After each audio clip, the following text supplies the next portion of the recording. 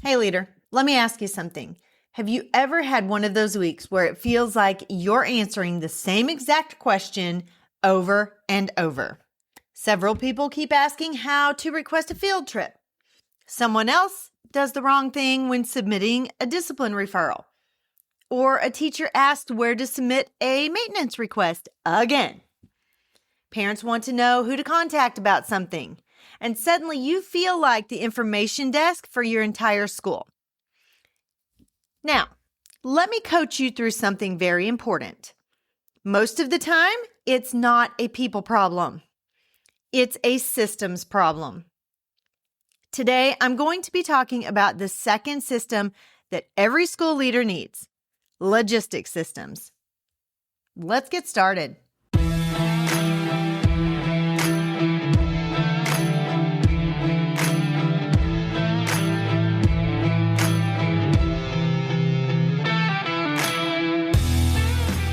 Hi, friend. Are you ready to move into a leadership position? Do you have interests and ambitions that you want to pursue, but feel like you don't know how to take that next step? Maybe you want to start your own coaching or consulting agency.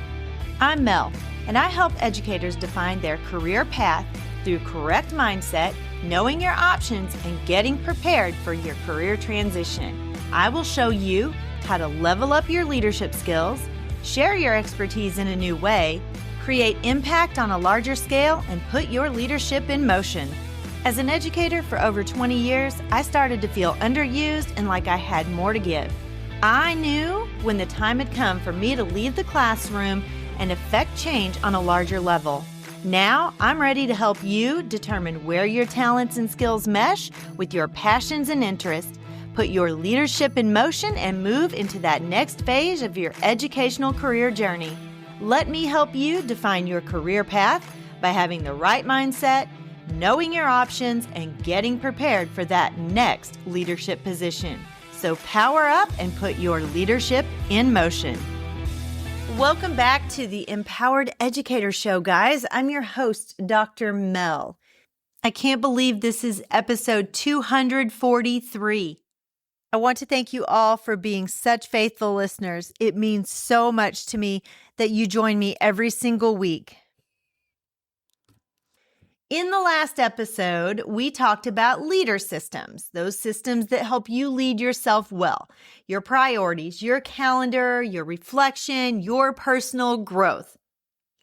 But even after you have your leader system strengthened, you might actually realize something else. That if your school operations are not organized, your leadership can become exhausting. That's where logistics systems come in. Logistics systems are those structures that keep the school running smoothly day to day. They help reduce confusion, they create clarity. They increase consistency so you don't have to keep reminding people over and over and over about what to do. And they help everyone in the building know how things work. Instead of answering the same questions repeatedly, you create systems that make things clear. That's what we expect our teachers to do in the classroom, so we should be expecting everyone to do it in the building. So let me walk you through a few of those logistics systems that can make a huge difference in your school. At the heart of everything we do, guys, is teaching and learning. So, of course, that deserves a very good system. Instruction improves much faster when there are clear systems that are guiding it. That might include things like common pacing guides so that every grade level stays aligned. Teachers know what they should be teaching and when they should be teaching it.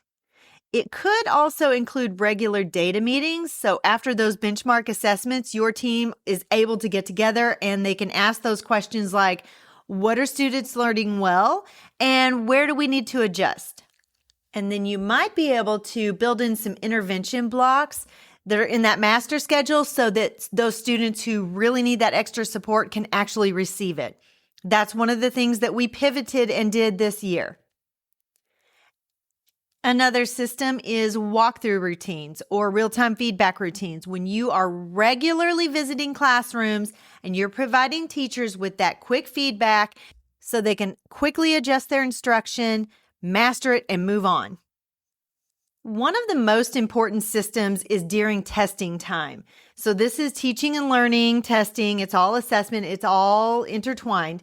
When you have a testing day coming up, on the day of testing, teachers should have no questions because you should have them so well prepped, and there should be a written protocol that they absolutely do not need you when it's time to assess their students.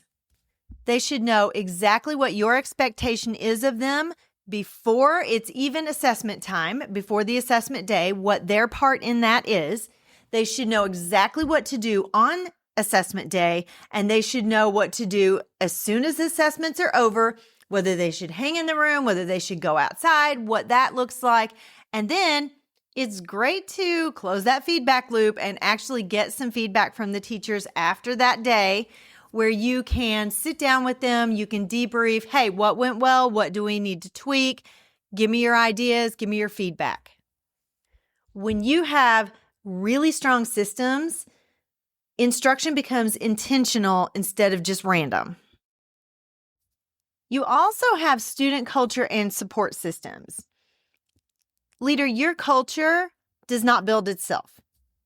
If your expectations are unclear, every teacher ends up managing behaviors differently. Strong schools usually have about 3 to 5 school-wide expectations. If you're a PBIS school, you know exactly what I'm talking about. And those are posted everywhere, and they are taught consistently in every single classroom, even in specials and in the lunchroom. I'm talking about those awesome acronyms like SLANT, SLANT, sit up straight, lean forward and listen carefully, ask and answer questions, nod your head, track the speaker or the teacher. Also, there's HALLs.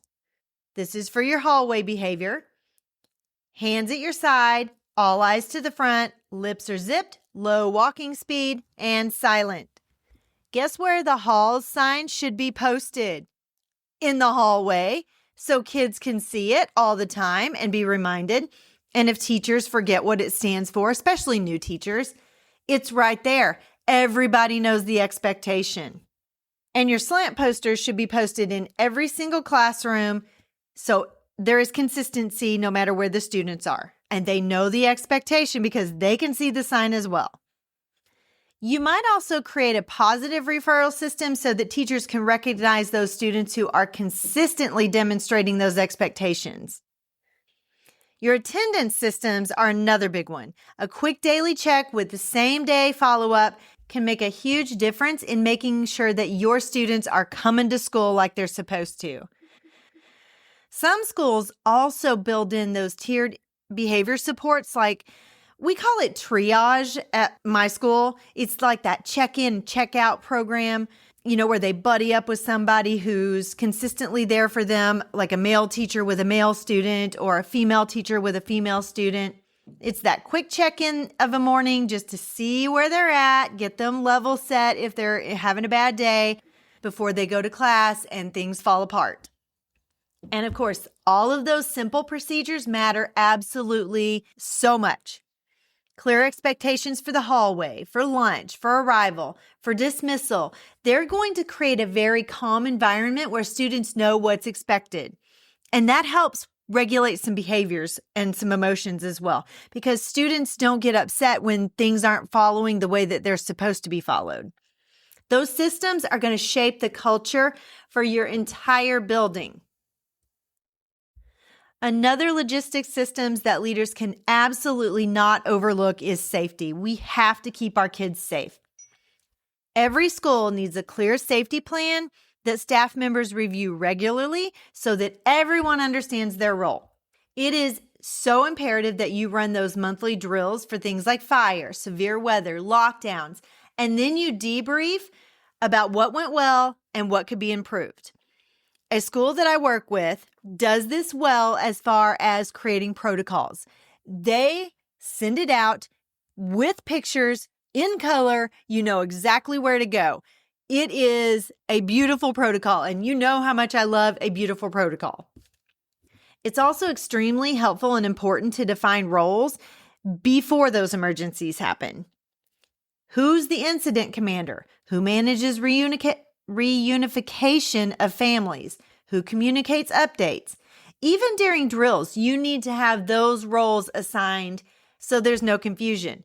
Also, what happens if the leader of the building is absent and there's a real emergency? You need another person trained to step into the leader role and take charge. Recently, I was out a few days because we had some family members in from Vegas, and so I took off a couple of days. And of course, there was a real fire emergency while I was out. My phone went off. We have a tracking system for that. It's wonderful. It's called Share 911. My phone went off, and I'm like, what is happening? I was standing in my bathroom getting ready for the day, and I'm looking at it, was wondering what was happening. So I'm texting someone. I did not text my principal because I knew if this was real, he would not need to take his focus off of what was happening to answer my questions. So I texted my director of advancement because I knew her role was small. She doesn't have kids, so I knew she could answer me. Texting her saying, is this real or is this a drill? It was real. I did my part. I checked in that I was off campus, that I was marked safe. There was some breakdown. So we had to go over and do a debrief and really clarify what the expectations were during those drills or during the real thing, which that happened to be the real thing. There actually wasn't a fire, but we didn't know that. And something did trigger the fire alarm. So we had to get everybody out safely. We had another incident one time recently as well. We had a student put ramen noodles in the microwave and did not put water in there. So, of course, it all caught on fire in the microwave and it really just smoked it up. It didn't actually catch on fire, but it did smoke it up really bad. The fire alarm went off. It was after hours. We had a visitor in the admin center.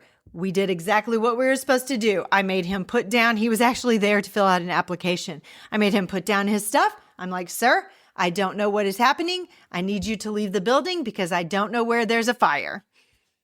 So we had those systems down pat. Also, even those small systems like visitor check-in procedures with badges or sign-in logs strengthen the safety of your campus. Some leaders also keep pre-written communication templates ready for families so that messages can be sent quickly if a crisis occurs. When safety systems are clear, guys, people respond with confidence instead of confusion. And when you practice all of these things, it becomes rote memory.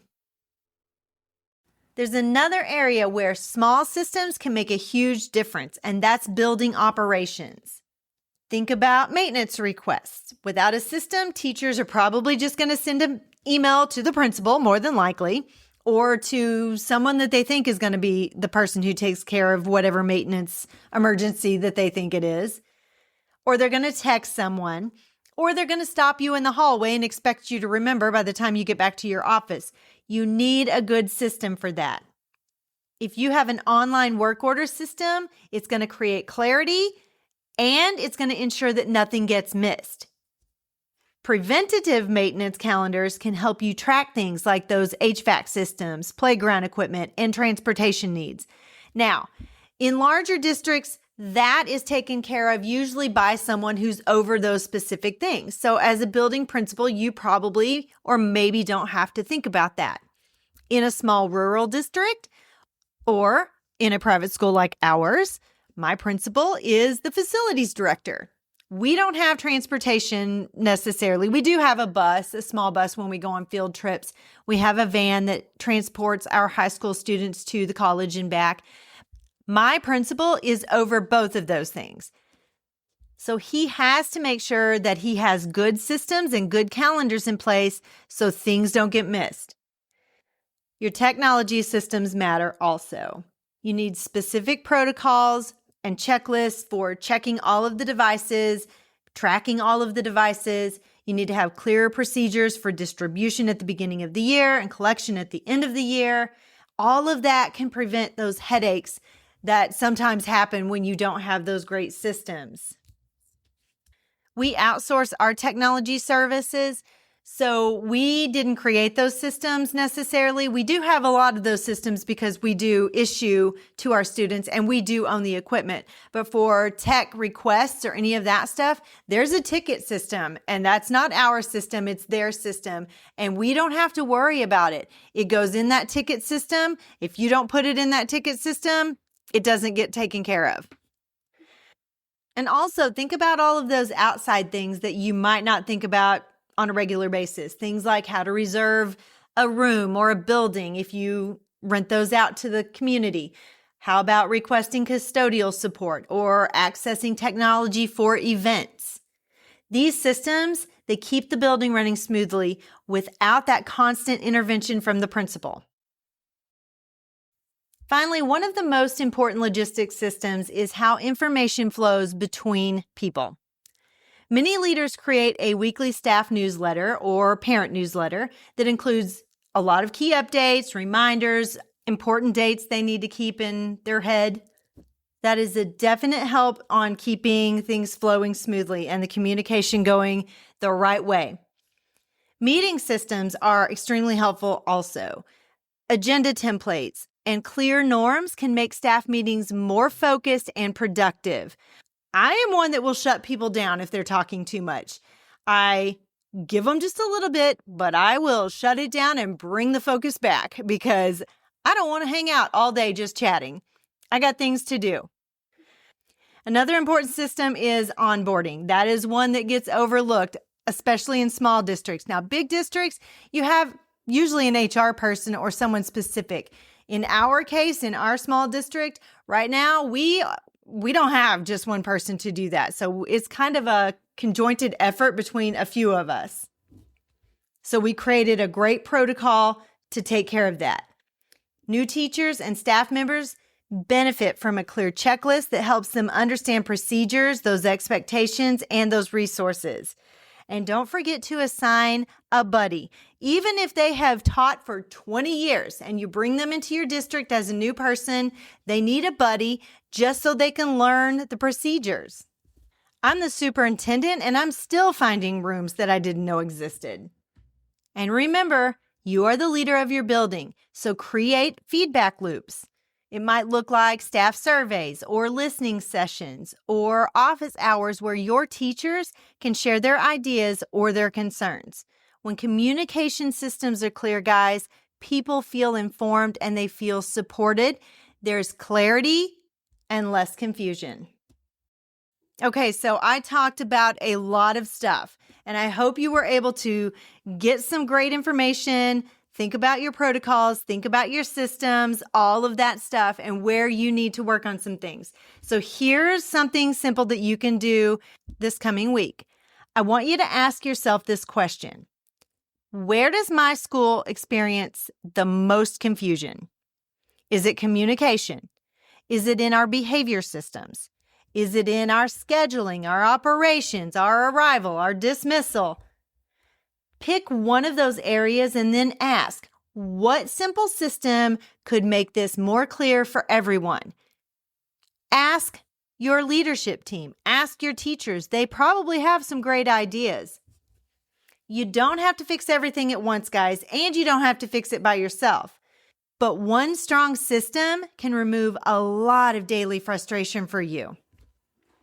And then you can focus on those really important things like being in classrooms, building those relationships, and seeing what's happening with instruction so you can work on instruction and increase the achievement of all of your students. Leader, here's the big takeaway from today. Logistics systems are the structures that are going to keep your school running smoothly and keep you sane. They reduce confusion, they build consistency, and they create that environment where your teachers and your students can actually focus on learning. In the first episode, we talked about leader systems, which is leading yourself well. Today, I walked you through logistics systems, organizing how your school operates. Next Friday, I'm going to be talking about that third system that every school leader needs, and that is learning systems.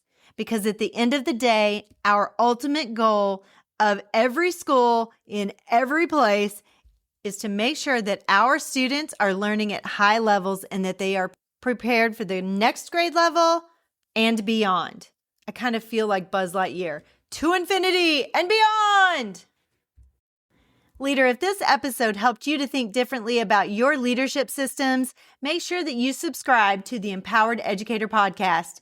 That way you never miss an episode. And if you want to grow alongside other leaders who are building strong leadership systems in their school, I'd love for you to join the Empowered Educator community. That's where we continue these conversations and we support each other. We support the leaders. We support teachers who are in there, who are committed to building schools that are going to thrive. Leader, keep doing the work that matters. Strong schools are built on strong systems. And remember, keep going the extra mile to motivate, inspire, lead, and empower. Have an amazing weekend. I will see you back here next week. Bye-bye.